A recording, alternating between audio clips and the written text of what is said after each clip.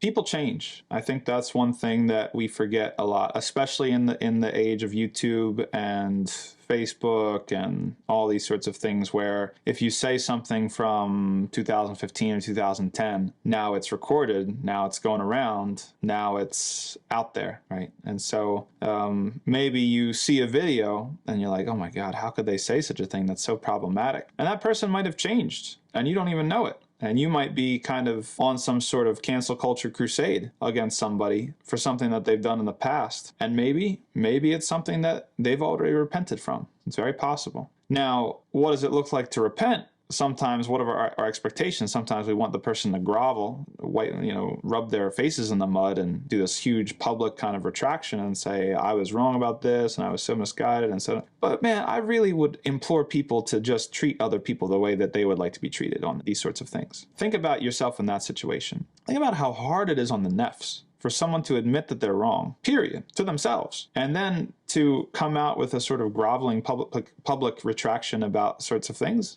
You can say, okay, well, they did a public harm and they said this thing in public, and so everything should be in public. And you might be right. I don't know. Maybe you are right. But I know for a fact that you wouldn't like to be treated that way. And I know for a fact that I wouldn't like to be treated that way. Imam Shafi has written poetry about this, and this is well known. And this is the sunnah of the Prophet alayhi salatu wasalam. When it comes to when people would do stuff, he would get up on the minbar and he would say, "Ma bala qawman yaf'alu kidha wa kidha." Like, what's wrong with a group of people that do this and do that? There's a reason he didn't name people, because the objective is sulh. The objective is somebody returning to the right path. And that's a mark of sincerity for somebody that wants to maximize the likelihood that somebody else is going to return to the right path, and to do whatever is reasonable to ease that person's return to the right path. And sometimes we employ strategies that are the opposite. Sometimes we employ strategies that make it difficult for people to return to the right path. And I'm sure throughout Muslim history and the history of Islamic scholarship, you can find scholars, yes, that were extremely stern and extremely even like put people on blast about this